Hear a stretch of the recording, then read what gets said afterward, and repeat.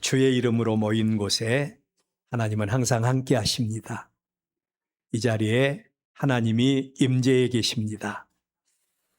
특별히 오늘은 의미 있는 주일, 어버이 주일 맞이해서 이렇게 하나님 앞에 나와서 예배하게 된 것 감사하게 생각합니다. 오늘 어떤 말씀을 같이 나눌까 생각하다가 보이지 않는 하나님의 은혜, 보이지 않는 하나님의 축복에 이르는 믿음은 어떤 믿음일까? 오늘 같이 생각하면서 이 은혜가 우리 모두에게 임할 수 있기를 바랍니다. 하나님께서 그의 백성들에게 은혜를 베풀어 주시고 그의 백성들에게 구원의 은혜를 주신 다음에 반드시 요구하신 게 하나 있어요. 그 요구가 무엇인고 하니 기념하여 지켜라. 기념하여 지켜라. 이게 바로 하나님이 그의 백성들에게 요구하신 것입니다. 출애굽기 23장 14절에 보면 너는 매년 3번 내게 절기를 지킬 것이다. 매년 3번 절기를 지키라 라고 말씀을 하십니다. 여기에서 말하는 매년은 이스라엘 백성들이 하나님 앞에서 지켜야 될 절기, 이 절기로 하나님의 구원과 하나님의 은혜와 하나님의 공급하심이 연결되어지는 그런 절기입니다. 하나님은 하나님의 백성들이 은혜만 받고 하나님의 백성들이 하나님의 은혜만 받고 그 은혜를 잊어버린다거나 당연하게 생각하는 것, 하나님은 그것을 원치 않으세요. 반드시 하나님은 기억하고 기념하고 감사함으로 살해할 것에 대해서 요구하시는 하나님이십니다. 오늘 우리 한국교회가 어버이 주일로 지키는 그런 주일이죠. 한국교회가 5월 둘째 주일을 어버이 주일로 지키게 된 배경이 있습니다. 원래는 미국 교회의 영향으로부터 되어진 것인데 사회운동가였던 안나 자비스라고 하는 사람이 맨 처음에 어머니날 운동을 전개하게 됩니다.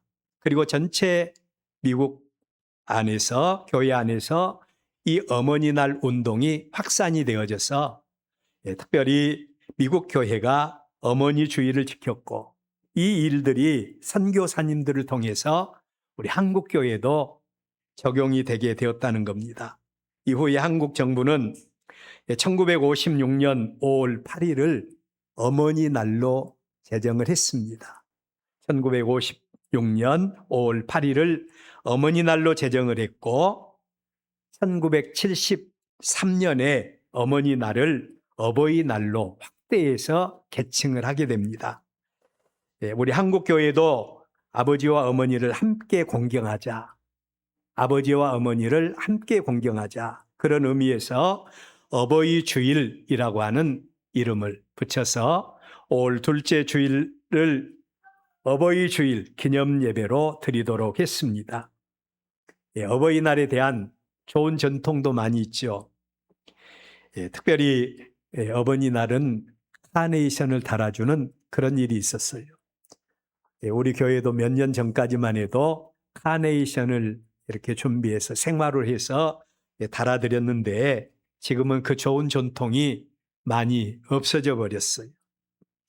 카네이션을 달아주고 감사 편지 쓰고 그리고 부모님께 선물, 용돈도 챙겨드리는 그런 날.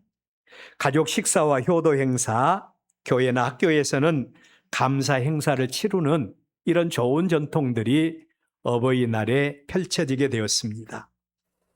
마치 하나님께서 그의 백성들에게 은혜를 베풀어 주신 다음에 그의 백성들에게 은혜를 베푸신 다음에 그 은혜를 잊지 않기 위해서 기념하여 지키라고 했던 것처럼 부모님의 은덕을 잊지 않고 기억하여 지키기 위해서 제정된 날, 바로 그 날, 그 절기가 어머니날 혹은 어버이날이라고 말할 수가 있습니다.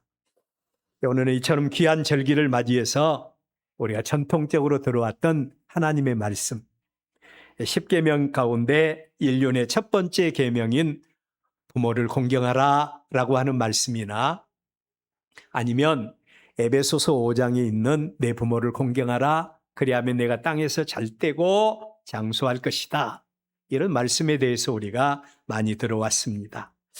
오늘은 특별히 그 부모를 공경하는 자, 그 부모를 공경하는 자들에게 베풀어 주시는 하나님의 은혜, 하나님의 축복에 대해서 한 사례를 통해서 오늘 같이 하나님의 말씀을 드리려고 합니다. 잘 알고 있는 대로 오늘 우리의 본문의 주인공은 루시라고 하는 여인의 이야기입니다. 어떻게 보면 이 여인은 팔자가 상당히 사나운 그런 여인이었죠. 결혼을 해서 얼마 되지 않아서 일찍 남편을 여인, 그런 여인입니다. 하기 쉬운 말로 팔자가 좀 사나워서 남편을 잡아먹는 여인이다 라는 말을 들을 수밖에 없는 그런 여인, 바로 이 루시라고 하는 여인입니다. 그런데 그 불행의 씨는 사실 이 여인에게 있는 것이 아니라 그의 시어머니와 그의 남편에게 있었던 것을 알 수 있죠. 그들이 삶 속에서 만난 문제 때문에 하나님의 품을 떠납니다. 그리고 이방 땅 모압의 둥지를 틀고 살게 된 것, 그의 백성을 향하신 하나님의 사랑, 이런 것들이 맞물려서 일어난 일이 바로 이 나오미의 두 아들인 말론과 기론, 두 아들이 모압 땅에서 죽는 일이었어요. 참고로 하나님의 백성들이 가장 행복한 때가 여러분은 언제라고 생각합니까?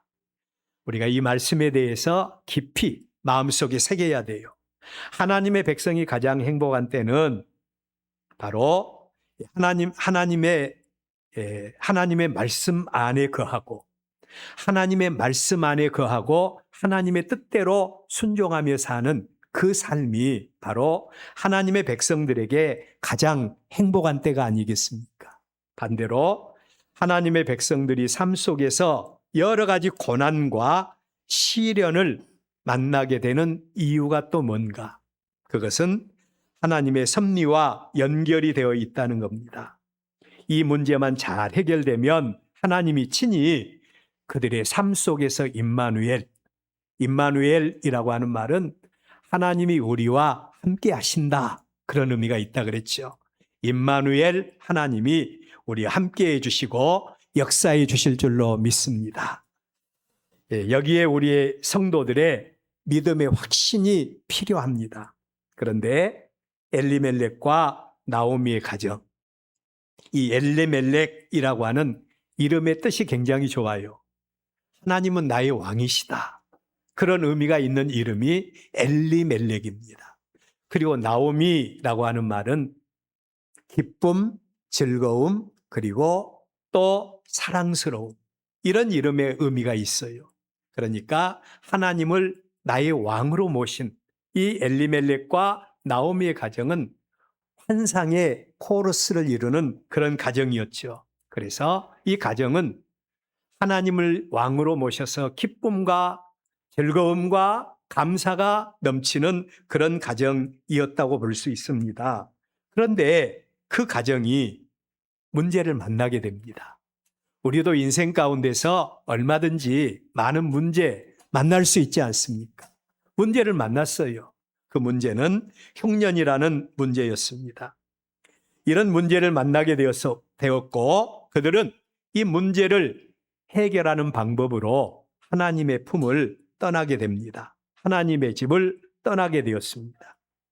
여러분, 우리가 기억해야 될 말씀은 사랑의 하나님은 한 번 택하신 하나님의 백성, 한 번 택하신 하나님의 백성을 끝까지 사랑하시는 하나님이십니다. 끝까지 사랑하시고 불러서 회개시켜서 하나님의 건강한 백성으로 세우기를 원하시는 분이 하나님이셔요. 나오미의 가정이 그랬습니다. 사실 그들이 모압 땅의 둥지를 틀고 여기서 우리가 잠깐 머물다가 고향으로 돌아가려니 생각하고 사람의 방법으로 모압 땅에 적을 두었던 이들, 먼저 남편이 죽습니다. 엘리멜렉, 하나님은 나의 왕이시다 라고 했던 그 사람이 죽어요. 이 정도 되면 영적인 민감성을 가진 하나님의 백성이라면 깨달을 수 있어야 합니다. 저도 늘 하나님 앞에 기도하면서 하나님, 나에게 영적인 민감성을 주옵소서. 그런 기도를 할 때가 많아요. 하나님께서 우리에게 말씀하실 때 그 음성을 들을 수 있는 민감성, 하나님이 나에게 응답하셨을 때 그 응답에 대한 민감성을 갖게 해 주십시오. 이게 우리 성도들에게는 매우 중요합니다. 그런데 이 나오미의 가정은 남편이 죽었어요. 이 정도로 깨달아야 되는데 그것으로 깨달지 못하고 나오미는 두 아들, 말론과 기론 두 아들을 모압 땅에서 장가를 보냅니다. 그런데 그 두 아들이 또 죽게 되는 사건을 맞이하게 돼요. 두 며느리는 영문도 알지 못한 채로 그 가정에 고난에 동참할 수밖에 없었던 겁니다. 아무것도 알지 못한 채로 그 가정의 고난에 동참을 하게 됩니다. 여기서 우리가 한 가지 기억할 말씀은 우리 성도가 문제를 만났을 때 그 문제를 어떻게 처리해 나가느냐가 매우 중요해요. 항상 우리는 믿음으로 반응하는 저와 여러분이 되어져야 됩니다. 우리의 믿음이 실력이 있다는 것은요, 문제 만났을 때, 평상시가 아니에요. 문제 만났을 때 우리가 어떻게 그 문제를 믿음으로 해결해 나가느냐가 우리 믿음의 실력을 좌우하는 겁니다. 나오미가 그랬어요. 이 나오미는 그 고통 가운데서 하나님의 백성이 고통당한 이유가 하나님의 품을 떠났기 때문이다. 하나님의 품을 떠났기 때문이다. 그리고 하나님의 백성이 고난을 당한 이유는 하나님은 살아계시고 하나님이 우리의 모든 것을 공급하시는 전능하신 하나님인데 우리가 그 하나님의 품을 떠나서 이런 어려움을 당하고 있다.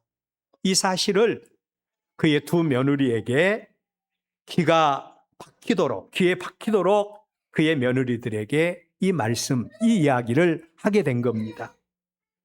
그리고 그 며느리들 앞에서 우리가 돌아가야 될 고향, 우리가 돌아가야 될 고향이 바로 하나님의 품 아니다. 이런 사실을 분명하게 이야기를 했습니다. 바로 그 열매가 오늘 우리의 본문의 둘째 며느리인 룻입니다.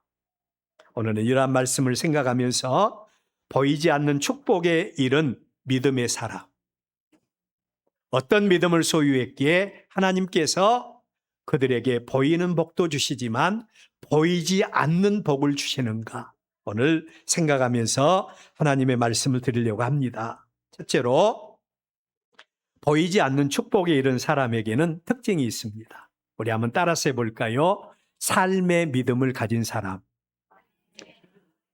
삶의 믿음, 삶이 있는 믿음을 가진 사람. 이들에게 하나님은 보이지 않는 하나님의 놀라운 은혜와 축복으로 임마누엘로 역사해 주십니다. 사업에 실패해서 부도 맞은 사람을 여러분 보신 적이 있습니까?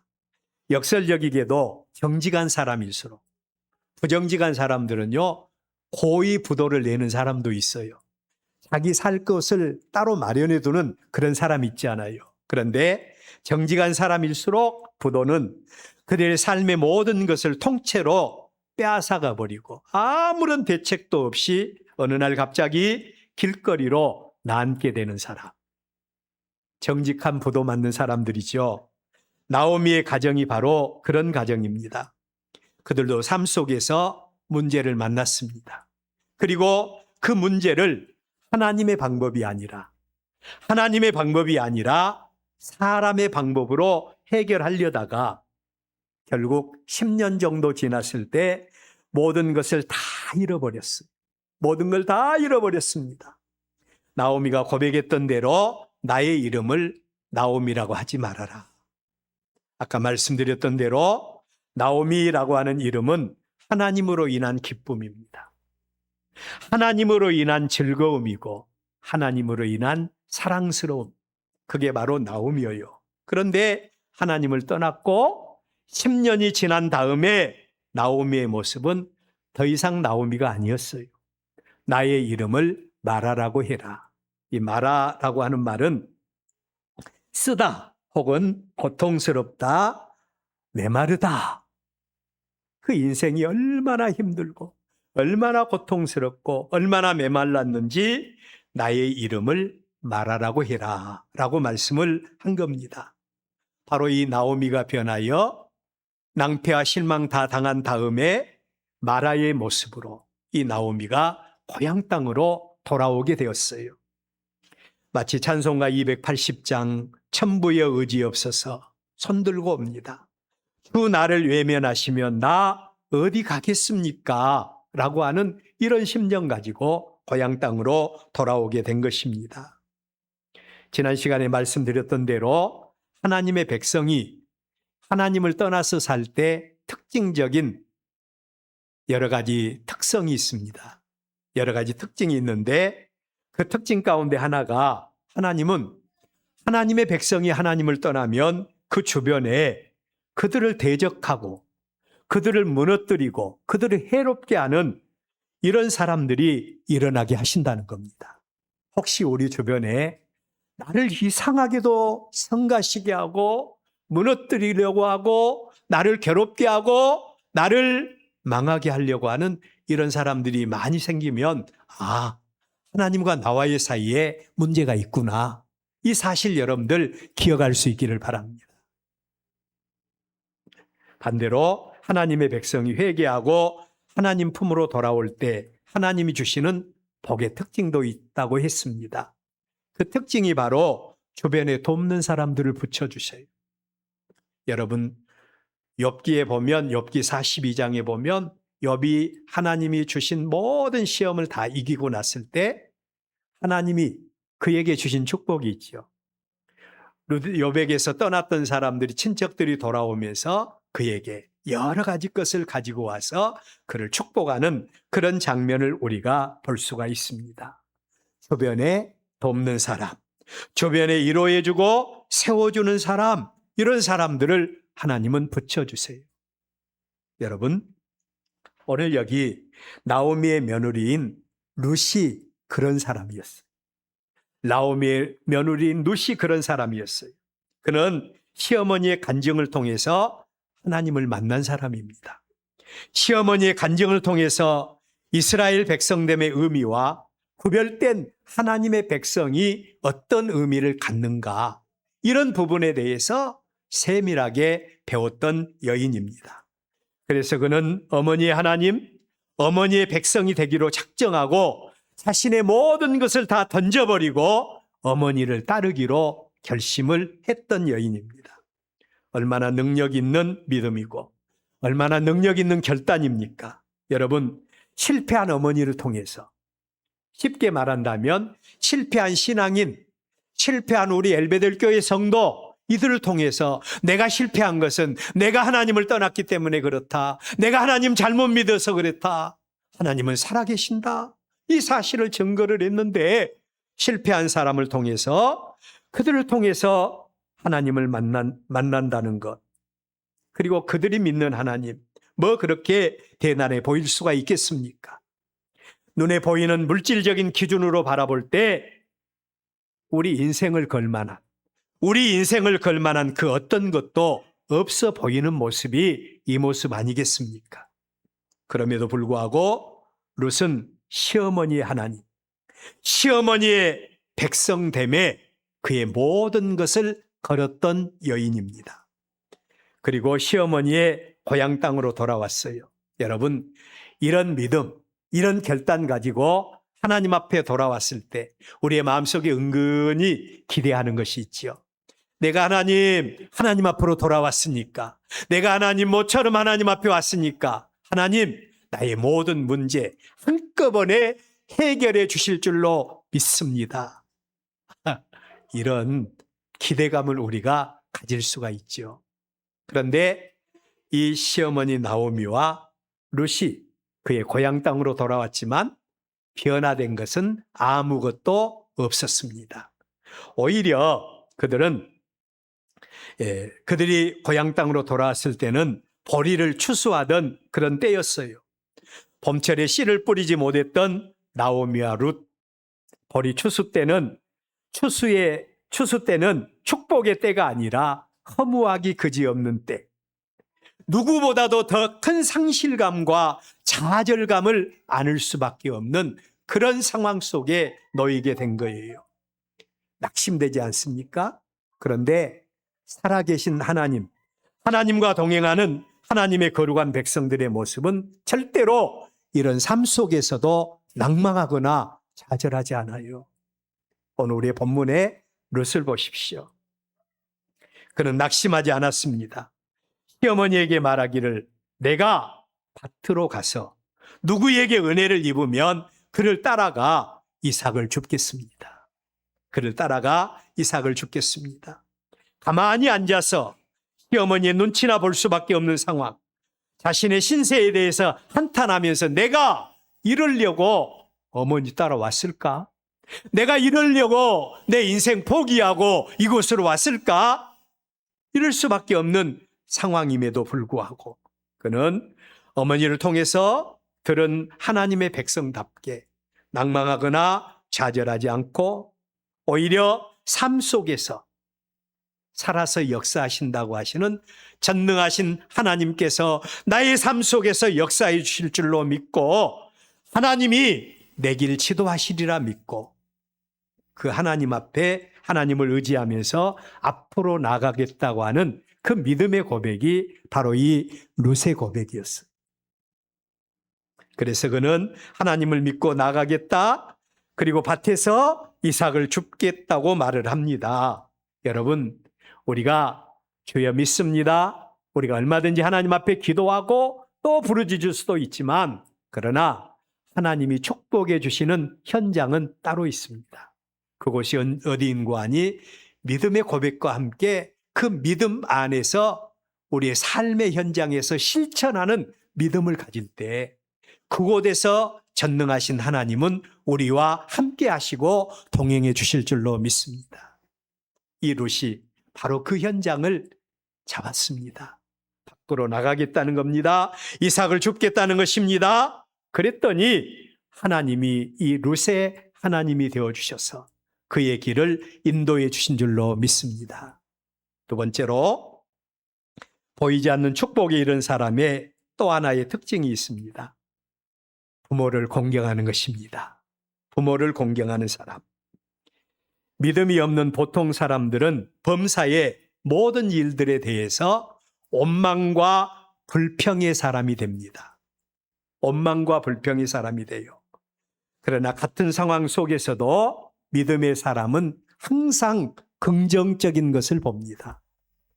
제가 이 말씀을 생각하면서 옛날에 읽었던 한 책의 구절이 생각이 났어요. 한 송이의 장미꽃이 있어요. 여러분, 이 장미꽃을 바라보면서 긍정적인 사람은 이야, 참 멋있다. 그러니까 장미꽃이지. 장미꽃은 꽃 중에 꽃이야. 이렇게 하면서 장미꽃에 대해서 탐복을 하면서 그리고 장미꽃에게 찬사를 보냅니다. 그런데 아무리 아름다운 장미꽃이라 할지라도 부정적인 사람은 에이, 장미꽃이 아름답기는 한데 그 장미꽃에는 가시가 있어서 싫어. 그리고 그 장미꽃은 너무 빨리 시들어. 그러면서 부정적인 면을 보는 사람이 있다는 겁니다. 오늘 우리의 본문의 룻은 시어머니를 통해서 하나님을 소개받은 사람이라고 했죠. 그는 또 시어머니를 통해서 시어머니의 고향으로 왔습니다. 시어머니 입장에서는 추수철에 당연히 가정을 위해서 또 자기만 믿고 따라온 사랑하는 며느리를 위해서 자신이 추수의 현장으로 나가야 당연하지 않습니까? 그런데도 오늘 우리의 본문을 보면 시어머니는 아무런 대책도 세우고 있지 않은데 며느리인 룻은 시어머니를 위해서 뭔가 하겠다고 말을 하고 시어머니를 위해서 심지어는 밖으로 나갑니다. 생면부지에 사람들과 부딪혀서 삶의 현장에서 일하겠다는 거예요. 뿐만 아니라 그에게 먹으라고 준 음식물, 이 음식물을 남겨다가 시어머니에게 가지고 와서 시어머니를 극진하게 대접하는 이 룻의 모습입니다. 이러한 룻의 모습 속에서 우리는 하나님의 계명의 말씀을 떠올리게 됩니다. 출애굽기 20장 12절 내 부모를 공경해라. 내 부모를 공경해라. 그리하면 네 하나님 여호와가 네게 준 땅에서 네 생명이 길 것이다. 하나님께서 이스라엘 백성들의 구원을 이루신 다음에 그 백성들에게 내가 너희들의 하나님이 되어주마. 하나님이 되어주는 조건으로 주신 계명의 말씀이 바로 이 말씀이에요. 내 부모를 공경하라. 그리하면 내 하나님 여호와가 내게 준 땅에서 내 생명이 길 것이다 라고 하는 말씀인 겁니다. 여기서 우리가 한 가지 주목할 말씀은 공경이라고 하는 말인데, 공경이라고 하는 말은 성경에서 하나님의 백성들이 하나님을 향한 자세를 가질 때, 하나님을 향한 믿음의 자세를 가질 때 우리가 꼭 기억해야 될 말씀이 공경이라고 하는 단어입니다. 여러분, 이 말은 자녀들이 부모를 대할 때 가져야 될 자세로 부모를 대할 때 어떻게 대해야 할 것인가, 마치 하나님을 대하듯이 우리가 하나님 앞에 나올 때마다 공경하는 자세로, 공손한 자세로, 겸손한 자세로 하나님께 나오는 것 같이 부모를 그런 모습으로 대접을 하라는 겁니다. 그 이유는 부모를 하나님 대리자로 이해할 수 있기 때문입니다. 하나님이 천지를 창조하셨듯이 부모에 의해서 우리의 육체가 조성된 것 아니겠습니까? 또 하나님의 은혜로 생명이 된 우리는 부모를 통해서 생명을 우리가 물려받은 자가 되었기 때문에 자녀들은 부모를 대함에 있어서 존경과 존중과 관심, 그리고 부모에 대해서 배려와 이해심, 감사의 태도를 가지고 우리가 부모를 대접하는 것 당연한 일이라는 겁니다. 이 말씀을 준비하면서 저는 좀 부끄러웠어요. 제 아버님이 금년에 93세, 제 어머니가 89세이신데 그런데 두 분이 다 건강치를 못하세요. 제 아버님은 재활병원에 계시고 어머니는 또 요양보호사를 통해서 또 이렇게 케어를 받으시고 그러신 상황 속에 있는데 좀 더 가서 좀 잘 대하고 효도를 해야 되겠다 그런 생각을 하면서도 시간을 많이 내지를 못해요. 그러나 진짜로 우리가 하나님을 공경하는 것 같이 부모를 공경한다고 한다면 우리가 부모와 우리 아이 사이에 어떤 장애물보다도 먼저 그 일을 우선시하는 우리가 되어져야 되지 않을까 그런 생각을 가져보곤 합니다. 여러분, 오늘 여기 시어머니에게 공경의 자세를 보였던 이 룻에게 주신 하나님의 축복이 오늘 우리의 본문 3절입니다.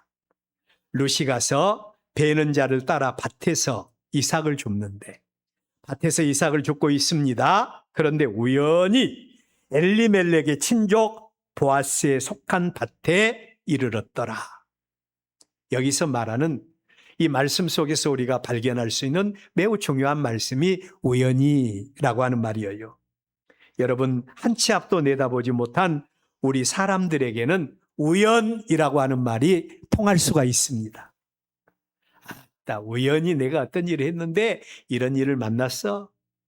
우리 동네 복권 명당집이 있죠. 그냥 토요일, 금요일 되면 줄을 서요.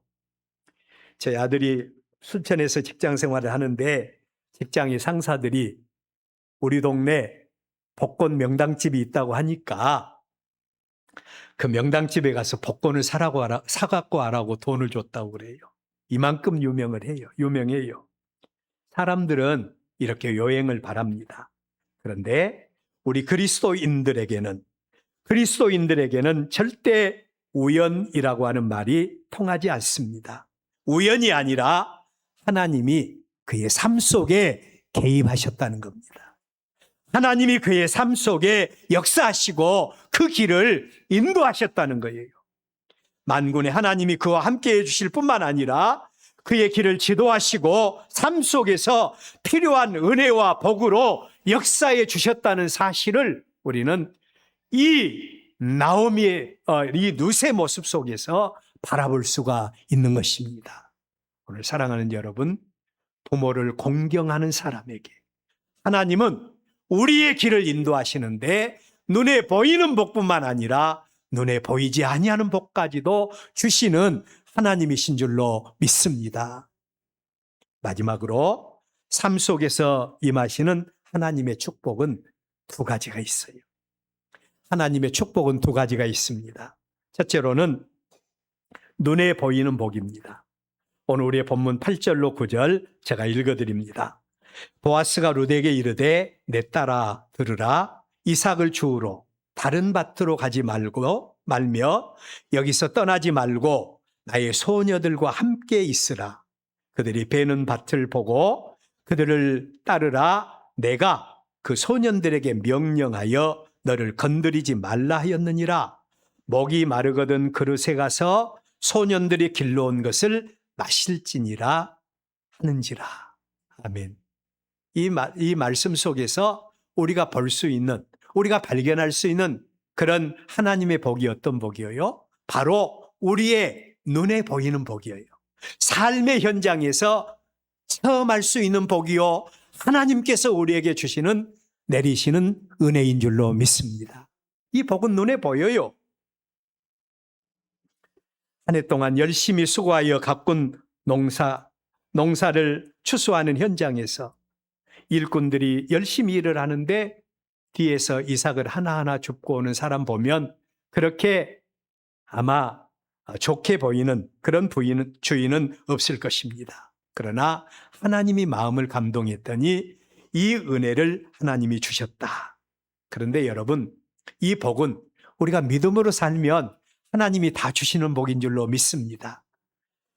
더 중요한 것은 두 번째 복인데 알지 못하지만 그러나 눈에 보이지 않게 주시는 하나님의 복도 있다는 겁니다. 16절 우리 다 같이 한번 읽어볼까요? 시작. 또 그를 위하여 곡식다발에서 조금씩 뽑아버려서 그에게 줍게 하고 꾸짖지 말라 하니라. 아멘. 자, 여러분, 이 말씀을 보면요, 특별히 보아스가 그 일꾼들에게 말하기를, 이 룻이 뒤에서 이삭을 줍고 있는데 그냥 너희들 그냥 아무리 열심히 일을 하면서 이삭을 흐리지 않는 것도 중요하지만, 그러나 이 여인을 축복하기 위해서 너희들이 일을 하다가 실수로 그런 것 같이 하면서 이삭을 흘러보내라는 것입니다. 흘러보내라는 거예요. 자, 이삭의 이삭을 줍는 룻의 입장에서 볼 때는 그가 이런 흘려버리는 이삭을 보면서 어쩌다가 이삭을 줍는데 이런 이삭도 떨어졌네 그러면서 하나하나 줍고 있는데 어느 곳에 가다 보니까 이삭이 그냥 몽창 흘려 있어요. 얼마나 이삭을 줍는 입장에서 볼 때 얼마나 기분 좋겠어요. 와, 대박이네. 아마 이렇게 말하면서 이삭을 줄 수가 있을 것입니다. 여러분, 그런데 사실 일꾼들의 입장에서는 그 이삭 가운데서 얼마를 룻이 알지 못하는 순간에 그냥 은혜로 흘러버린 것이었습니다. 알지 못하는 은혜요, 알지 못하는 축복이다. 이처럼 하나님은 우리 형편과 우리 처지 속에서 우리가 알지 못하는 순간에도 우리의 필요를 따라서 우리가 무엇을 필요로 하는가 바라보시면서 하나님은 우리가 알지 못하는 사이에도 임마누엘로 역사해 주시고 우리의 모든 필요와 우리의 모든 필요를 채워주시는 하나님의 은혜도 있다는 사실을 기억할 수 있기를 바랍니다. 사실 우리가 지금까지 살아온 것은 눈에 보이는 하나님의 축복도 있지만 눈에 보이지 않는 하나님의 축복도 있는 줄로 믿습니다. 제가 어떤 책에서 읽은 장애를 가진 어머니에 대한 이야기입니다. 혹시 여러분들 가운데도 이 이야기를 들어본 적이 있을 거예요. 이 아들은 어머니가 장애를 가졌다는 사실에 대해서 너무너무 창피한 겁니다. 그래서 어머니가 늘 챙겨주고 학교에 와서 또 이 아들을 위해서 열심히 또 아들의 뒷바지를 하고 하는 그런 어머니였는데 이 아들은 그게 싫어요. 친구들에게 어머니라고 말하고 싶지도 않아요. 그런데도 어머니는 아들을 위해서 헌신적으로 열심히 일을 합니다. 아들이 장성을 했고 또 좋은 회사에 취직하고 가정을 이루었어요. 그런데도 여전히 장애를 가진 어머니를 어머니로 인정하고 싶지 않은 겁니다. 그럼에도 불구하고 어머니는 단 한 번도 이 아들에 대해서 싫은 내색을 하나도 하지 않는 거예요. 그리고 그 어머니가 병들어서 죽게 됩니다. 자, 여러분, 이 어머니가 죽게 되자 그 동네 할머니가 이 아들을 불러놓고 어머니에 대한 내력을 이야기를 합니다. 너희 어머니는 결혼을 하지 않는 처녀라는 겁니다. 그런데 이 어머니가 처녀 때 마을에 불이 났는데 그 불 가운데 아이가 하나 있고 그 아이를 이렇게 불 가운데서 꺼내다가 화상을 입어서 장애를 입게 되었다. 그런데 그 아이가 바로 너라는 것입니다. 그 아이가 너다. 이 아이는 어머니의 사랑, 보이는 사랑을 입었을 뿐만 아니라 보이지 않는 엄청나게 큰 은혜를 입었던 그런 아들이었다는 겁니다. 이 말을 들은 이 아들이 얼마나 어머니의 무덤을 붙들고 통곡을 했는지 모릅니다. 여러분, 바로 하나님 아버지께서 우리에게 베풀어 주신 사랑이 이런 사랑 아닐까요? 오늘 우리는 어버이 주일을 맞이하면서 믿음의 한 여인을 통해서 부모를 공경하는 자에게 베푸시는 하나님의 은혜와 하나님의 축복에 대한 말씀을 듣고 있습니다. 하나님의 복은 눈에 보이는 복도 있습니다. 바로 하나님을 경외하고 부모를 공경하는 자에게 하나님은 하늘의 복과 땅의 복으로 채워주십니다. 그러나 눈에 보이지 않는 하나님의 축복도 있다는 사실을 우리는 항상 기억해야 됩니다. 내가 왜 이렇게 잘 되지? 내가 왜 이렇게 한 것도 없는데 이렇게 모든 일들이 슬슬슬 잘 풀리지? 눈에 보이지 않지만 누구의 은혜라고요? 하나님의 은혜인 것입니다. 부모 공경이 사라져버린 이 시대에 부모 공경을 통해서 눈에 보이지 않는 이면에서 역사하시는 하나님의 은혜와 하나님의 축복이 우리 삶 속에 넘칠 수 있기를 바랍니다.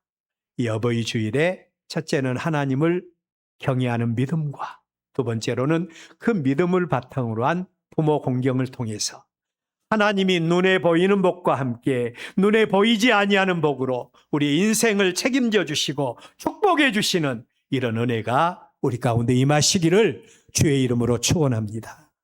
기도하겠습니다.